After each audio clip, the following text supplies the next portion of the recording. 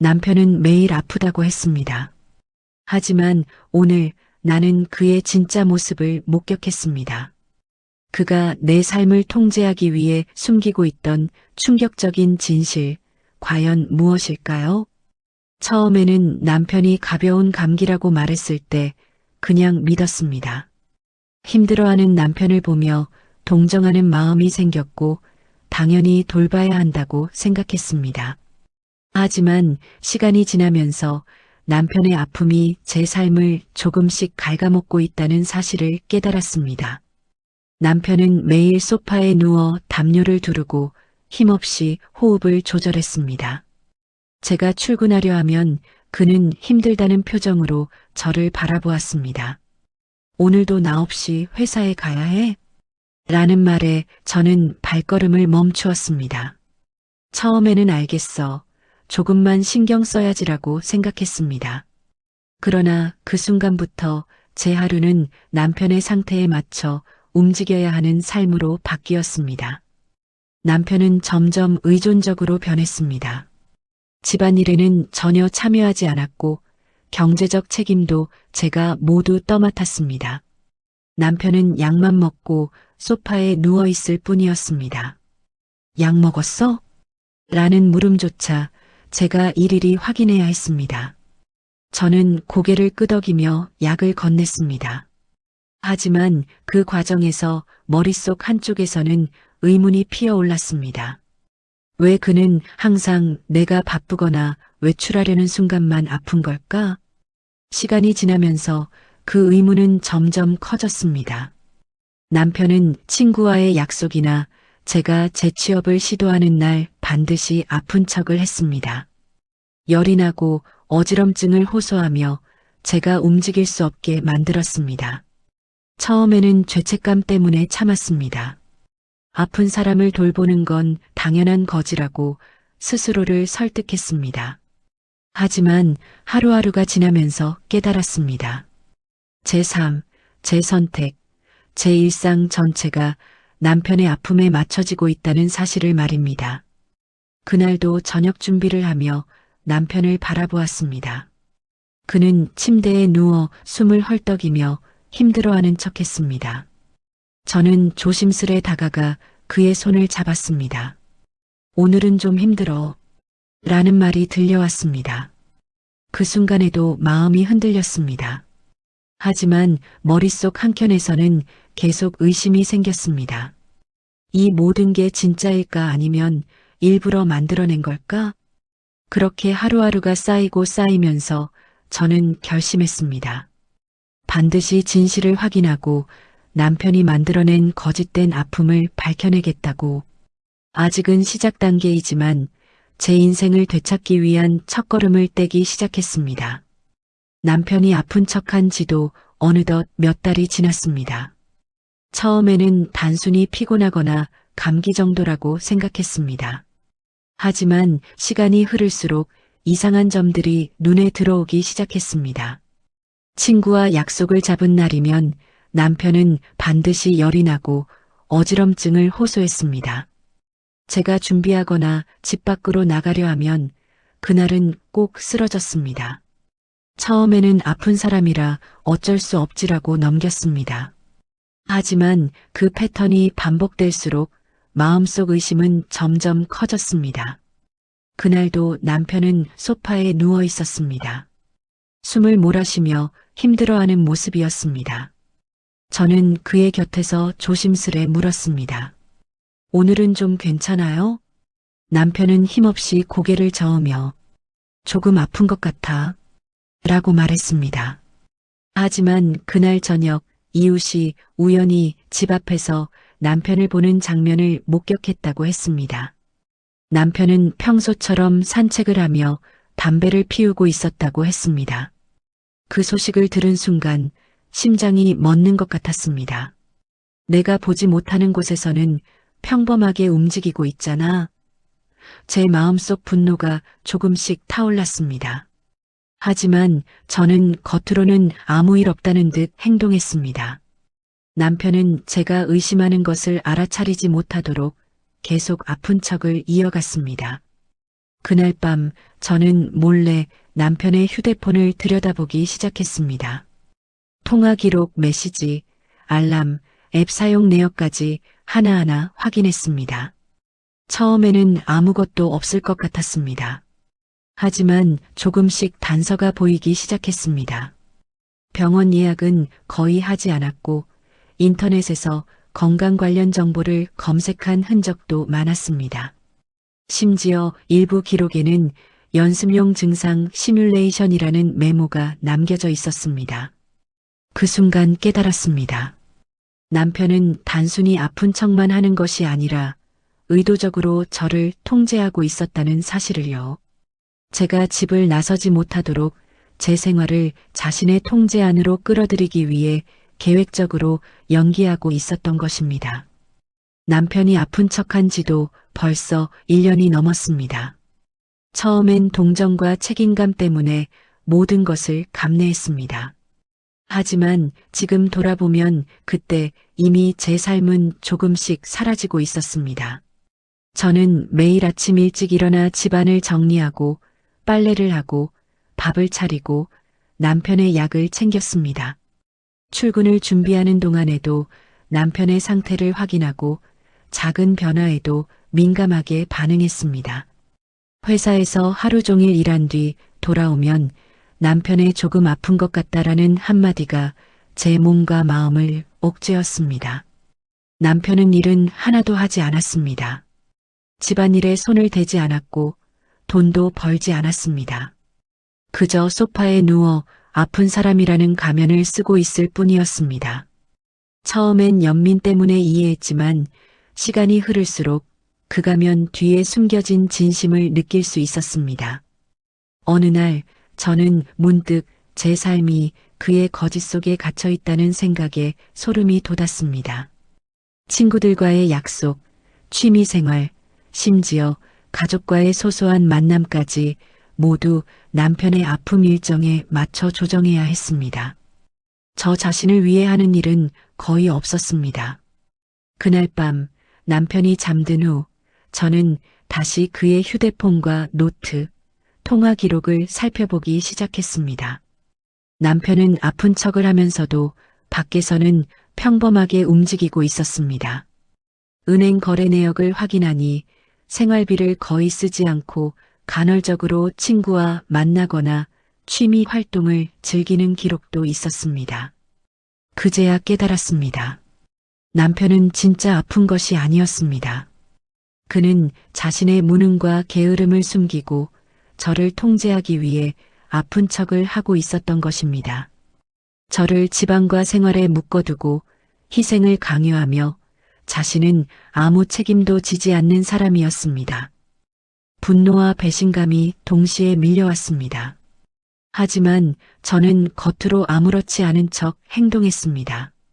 지금 당장 폭로하는 것은 남편에게 우위를 주는 것과 같았습니다. 대신 저는 증거를 모으고 패턴을 기록하며 그를 무너뜨릴 계획을 구체화하기 시작했습니다. 남편이 아픈 날 어떤 행동을 했는지, 얼마나 연기했는지, 제가 얼마나 희생했는지 하나하나 기록했습니다. 모든 것이 후일 그의 거짓을 폭로하고 제 삶을 되찾기 위한 준비 자료가 될 것이었습니다. 그날 밤 저는 다짐했습니다. 이제 더 이상 그의 거짓 속에 살지 않겠다. 이 모든 것을 끝까지 기록하고 반드시 결말을 만들겠다. 어느 날 저녁 남편이 소파에 누워 숨을 몰아쉬는 모습을 보고 있었습니다. 평소와 다르지 않은 연기였지만 그날은 왠지 마음 한켠이 불안하게 떨렸습니다. 저는 숨을 죽이며 그의 행동을 관찰했습니다.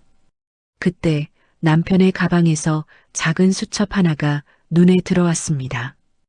호기심에 펼쳐보니 그 안에는 놀랍도록 치밀하게 계획된 아픈 척 연기 기록이 적혀 있었습니다.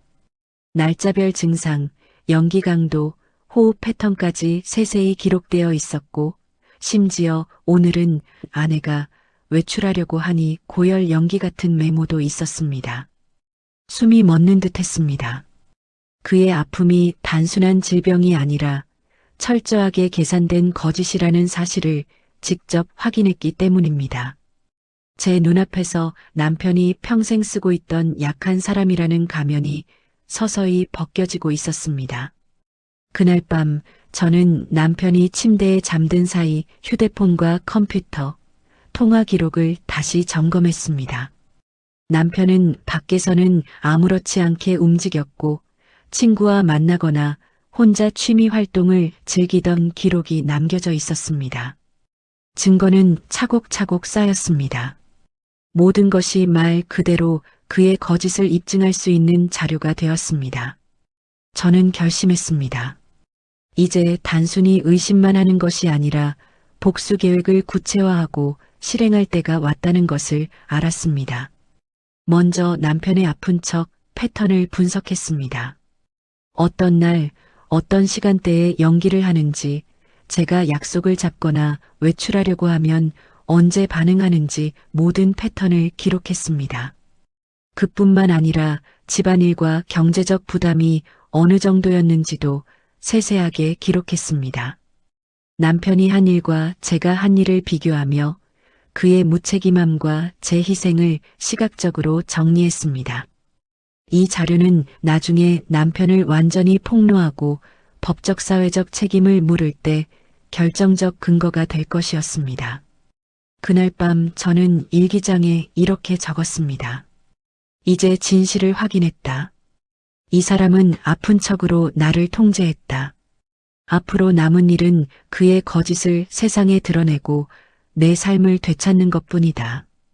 그 순간 가슴속에 단단한 결심이 자리 잡았습니다. 남편이 아무리 붙잡으려 해도 이제는 저만의 계획과 증거, 그리고 준비된 전략이 있었습니다. 그의 가면은 이미 벗겨졌고 남은 것은 실행뿐이었습니다. 아침이 밝았지만 집안 분위기는 묘하게 긴장되어 있었습니다. 남편은 여전히 소파에 누워 힘들어하는 척을 하고 있었고 저는 조용히 그의 곁을 지켰습니다. 하지만 오늘은 단순한 아침이 아니었습니다. 저는 이미 그의 거짓을 알고 있었고 이제 복수를 실행할 준비가 되어 있었습니다.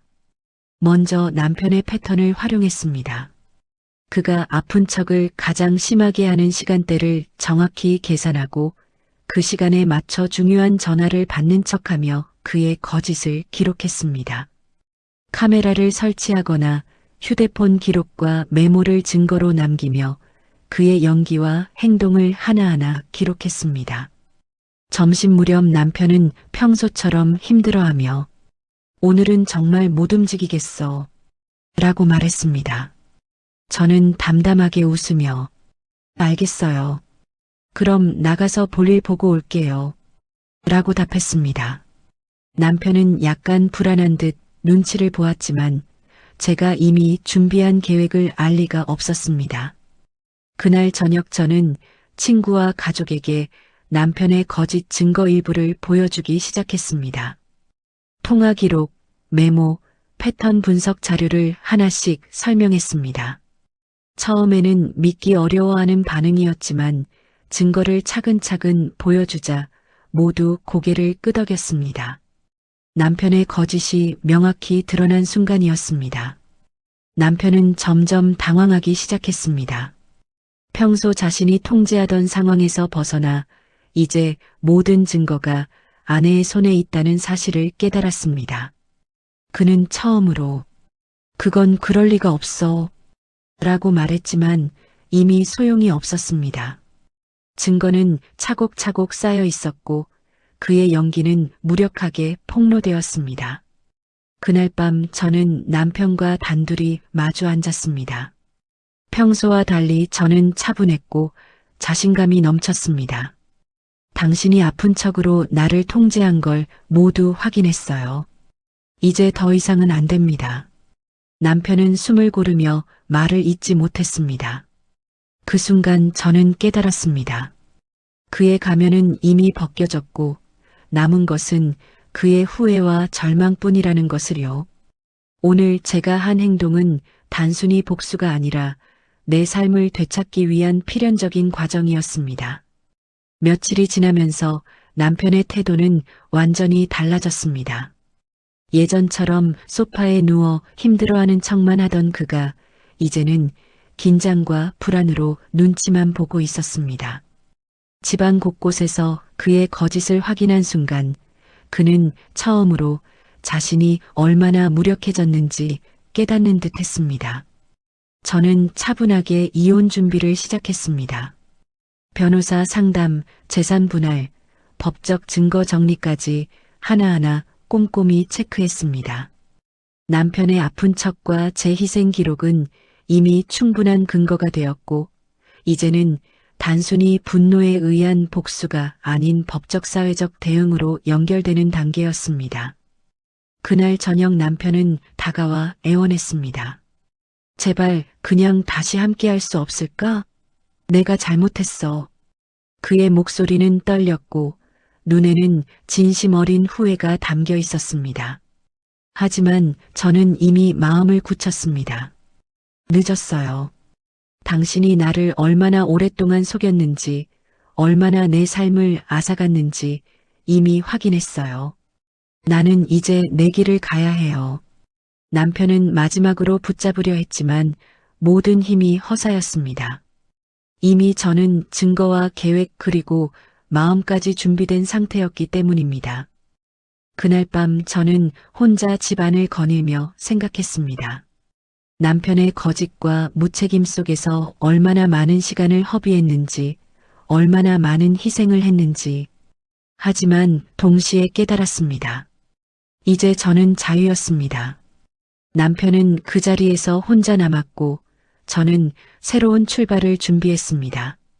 그의 붕괴는 이미 시작되었고 제 삶은 점점 더 명확한 방향으로 나아가기 시작했습니다.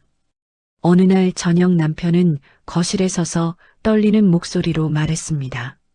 제발 다시 함께할 수 없을까? 내가 모든 걸 잘못했어. 다시 시작하자. 저는 그의 눈을 똑바로 바라보았습니다. 당신이 나를 얼마나 속였는지, 얼마나 내 시간을 빼앗았는지 다 확인했어요. 이제는 더 이상 당신에게 속지 않을 거예요. 나는 내 길을 가야 해요. 그날 밤 남편은 거실에 홀로 남았습니다.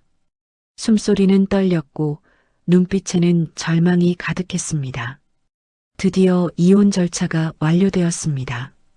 법원 문서를 손에 쥔 순간 가슴 한켠이 시원하게 뚫리는 느낌이 들었습니다. 늦었어요. 이제는 내 삶이에요. 끝났어요.